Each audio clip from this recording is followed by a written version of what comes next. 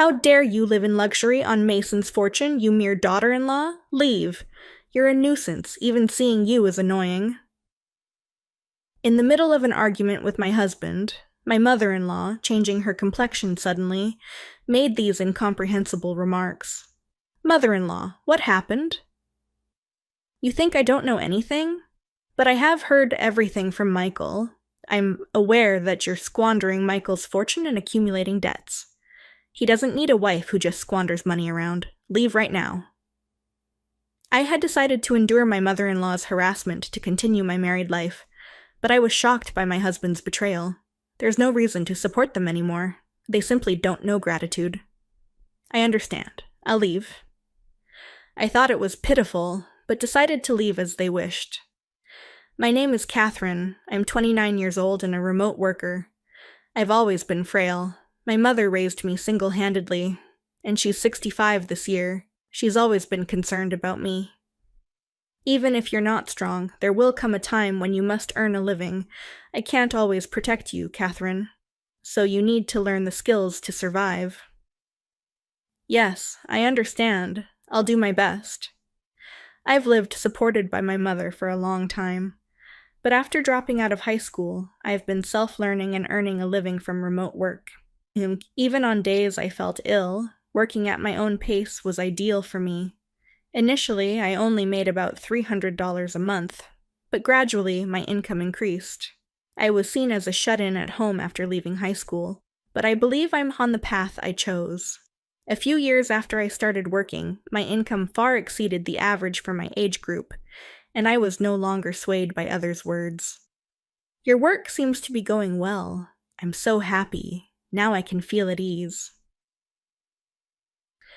When my job stabilized, my mother showed relief and joy as if it was her own achievement. At that time, my mother, who had been working in a supermarket deli section, was assigned a leadership role, and she was physically and mentally exhausted. Mom, how long do you plan to keep working? We can live on my income alone, so why not quit and live a relaxed life? Seeing my mother in pain every day, I couldn't keep silent. She never imagined that I, frail as I was, would become her support. Touched by my suggestion, my mother thanked me repeatedly, shedding tears. Eventually, my mother quit her supermarket job at the right time and began living a more relaxed life. She sometimes helped with my remote work, but she mostly enjoyed a peaceful retirement. She went on trips with friends, enjoyed luxury lunches, etc. Unlike her time at the supermarket, she regained her former energy and spent her days cheerfully. No matter how busy I was, I always had dinner with my mother and talked about the day's events. I had lunch with a friend today. Her daughter got married. She's excited to see her grandchild. Catherine, you're busy with work, so maybe there's no chance for a relationship right now. But I hope you'll find someone wonderful eventually.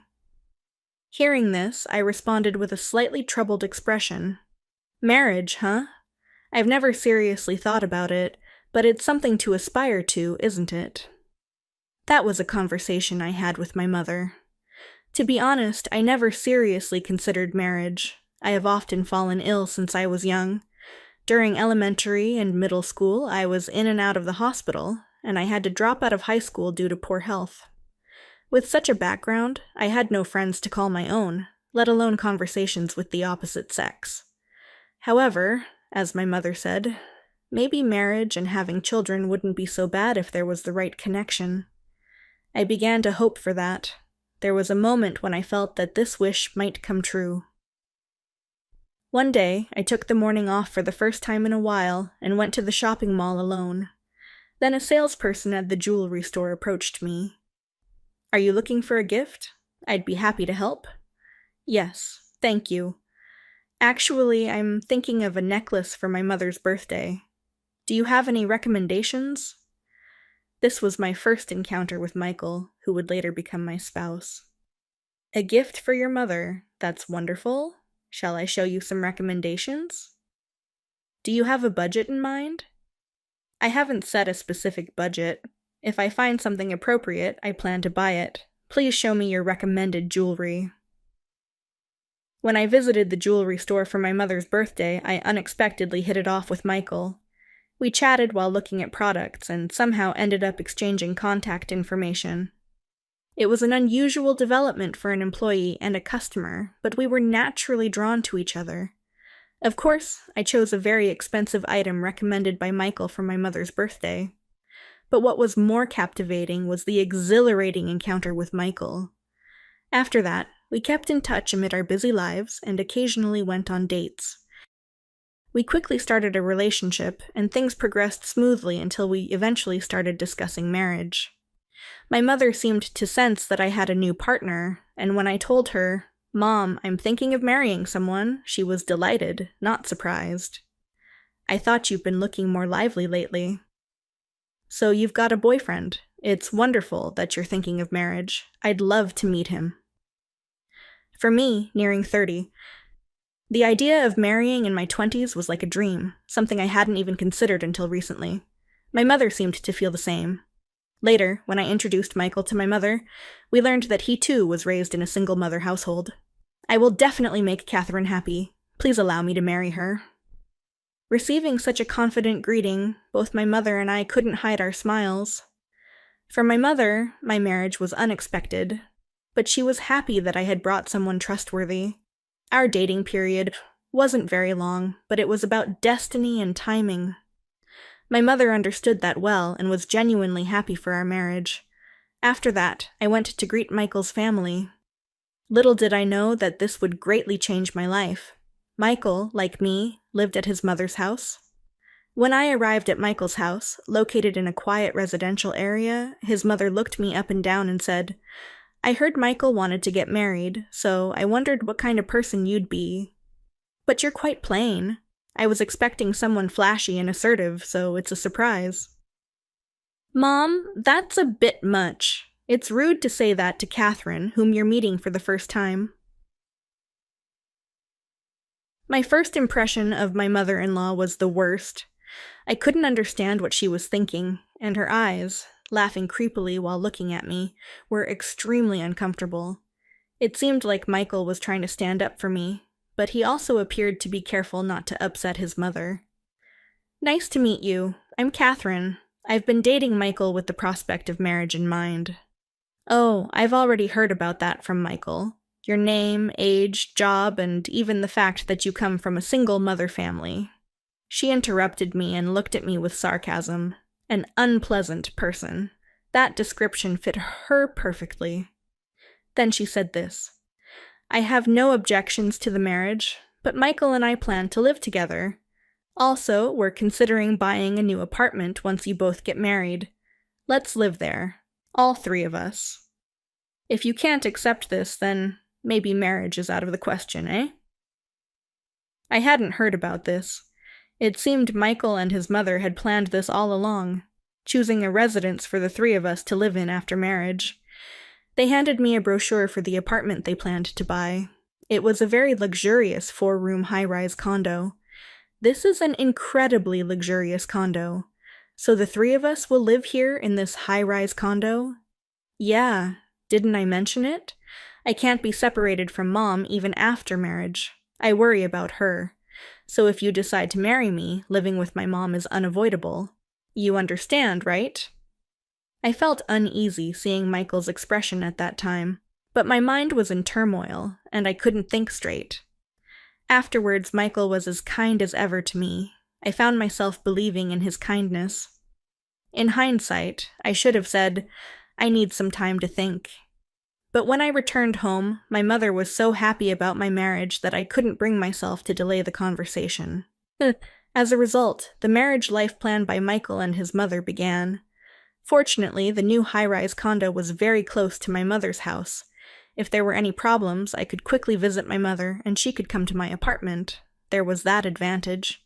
However, I couldn't achieve the life I desired. As soon as we started living together, my mother-in-law declared, "Catherine, you understand, right? From now on, you'll be taking care of my daily needs, cleaning, laundry, and, of course, preparing meals perfectly. I'm counting on you." I expected to be entrusted with everything, but my mother-in-law began to behave abnormally, monitoring my every move. I was forbidden to contact my mother, and she was not allowed to visit our house. The most shocking thing was that I had to bear all the household expenses. Do you realize who you have to thank for living in this luxurious apartment? From now on, never forget your gratitude to us. What? What did you just say? My mother-in-law seemed to have no recognition of the fact that I was supporting the household, believing that her son was the provider. You might be satisfied with the small amount of money you earn on your computer, but for us that's worthless. What good is that petty cash? I was shocked by her harsh words. Realizing she didn't understand the actual financial situation, I thought about showing her the household accounts, but decided to talk to my husband first. Why doesn't your mother know that I'm supporting the household? She criticizes me every day, saying I'm living off her, and she seems to underestimate my earnings. What's going on? Are you bothered by that? It doesn't matter what Mom thinks. Actually, the credit for getting this condo is partly mine, so it's natural for her to think that way. My husband said this with full confidence. Since getting married, he hasn't contributed financially at all. I've been paying for all the furniture and appliances. Despite this, he just laughed it off, offered no help to me in distress, and changed the subject. This was unbelievable coming from the kind person he used to be. Because of this, my trust in my husband wavered, and my resentment towards my mother-in-law grew day by day. One day, he came home excited about purchasing a new luxury car on loan. I bought a luxury car suitable for this condo. It's on loan, but it's better than a compact car, right? Cool, isn't it? Since moving to the condo, my husband's lifestyle completely changed. He never seemed materialistic before, but he started buying tailor-made suits, luxury shoes, expensive watches and wallets, and now a new car, all without consulting me. Don't you think this is a bit too much? Are you sure about the payments? I can't take on any more expenses since we moved. Shut up. What are you thinking? Who do you think you are? Remember who you have to thank for getting married. If I hadn't approached you, you'd still be at your mom's house doing remote work. I was dumbfounded. I couldn't believe he would say such a thing. I couldn't take it anymore and objected to his words. Stop joking. Who do you think should be grateful? Making high-cost purchases without any consultation is insane. Enough is enough. What? Don't talk back to me. Don't mess with me. The situation was on the verge of turning into a physical altercation. At that moment, my mother-in-law, noticing our fight, appeared. What's this, Catherine? Such a haughty attitude. I've been listening, and I've had enough. Spending so lavishly using my son's money. Just get out. You're a nuisance. My mother-in-law didn't listen to me at all, blaming me as if I was entirely at fault. I was just stunned by her sudden and nonsensical accusations. What, mother-in-law? What? What are you talking about? You think I don't know? I've heard everything from Michael. I know all about you squandering his money and even getting into debt. We don't need an economic parasite. Just leave. I had planned to endure my mother-in-law's harassment to continue my married life, but my husband's betrayal was beyond my imagination. In reality, I wasn't living lavishly or in debt. The ones wasting money were these two. Ungrateful is the word for them. My husband, affirming his mother's words, said with a laugh, "What will you do, huh? Apologize or leave? If you leave, I won't stop you. But remember, it means divorce." Understood. I'll leave. I don't need the furniture and appliances I paid for. I'll leave them here. I wanted to throw their words back in their faces. After all, thanks to me, they were living in a 4-room condo. Yes, I'll file for divorce online now. Can you sign it quickly? I'll take the responsibility to submit it to the office. Saying that, I started searching online. My mother-in-law, watching me, seemed delighted, happy about me leaving the high-rise condo. Whether it was a lack of imagination, explanation, or understanding about how life would unfold after this, perhaps she has a low IQ, but I wasn't interested in their future. I took the completed divorce papers, quickly packed my things, and arranged to leave the house. My mother-in-law continued her sarcastic remarks until the end. Beside her, my husband was rejoicing while wearing a similar expression. I'll submit the divorce papers. There will be no division of property. Here's the document. Just sign here. Yeah, I'll sign it. I was worried you might claim this apartment. Turns out I was worrying for nothing. As I quietly left, thinking I had no interest in this apartment, I emptied all my bank accounts. I might be criticized, but I was confident to face any condemnation. After all, every penny in those accounts was earned by my hard work over the years. Returning to my mother's house, she greeted me with a surprised expression. I've been worried. I called several times, but couldn't get through. I even went to your condo, but they wouldn't let me in. Are you okay? What? A call? What do you mean? Surprised by my mother's words, I carefully checked my phone and found that her number was set to reject incoming calls.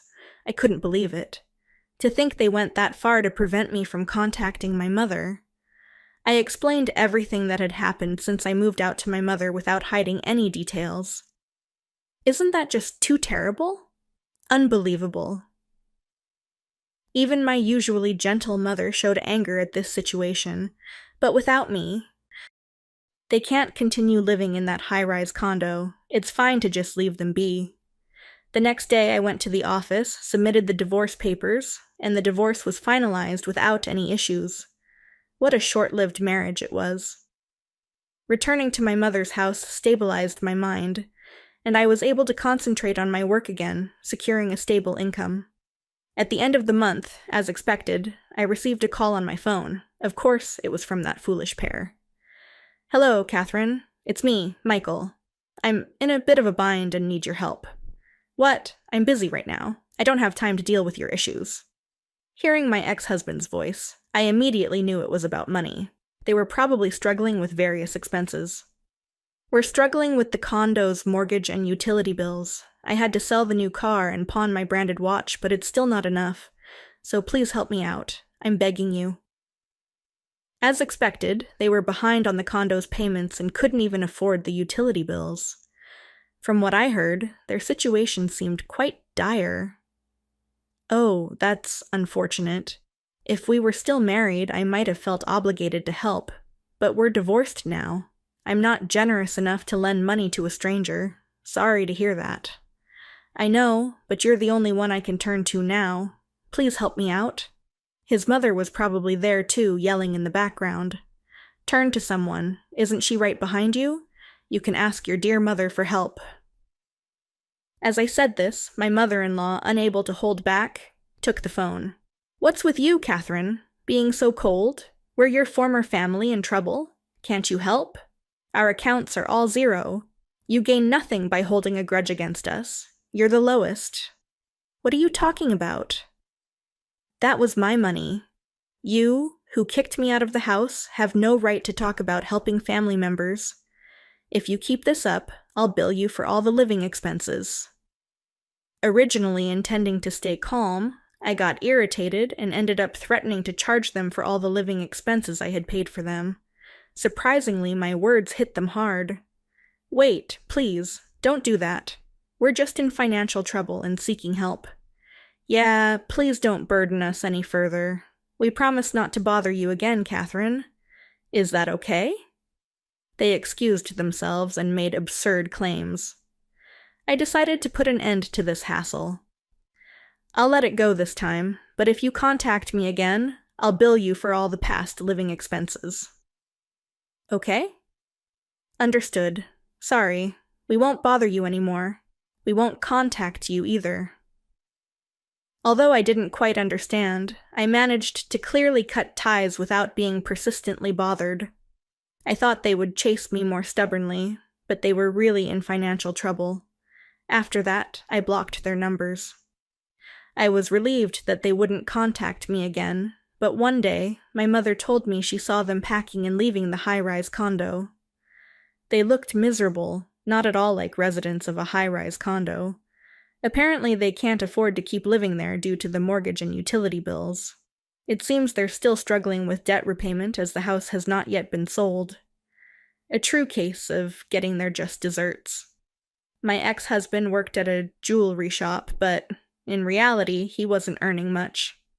He finally realized that obtaining the high-rise condo and living our life there was all thanks to me. But it's too late for him to realize that now. I want to start afresh, focusing on spending peaceful times with my mother. I'm currently living comfortably in my childhood home, but I'm planning to find a new house to live in with my mother. As part of honoring my mother, I'm considering moving into a barrier-free luxury home. I'll take my time to find a place that we both like. Catherine, you've always been good at your job. Keep up the good work. I'm here to support you. Encouraged by my mother's warm words, I'm determined to work hard for her sake from now on.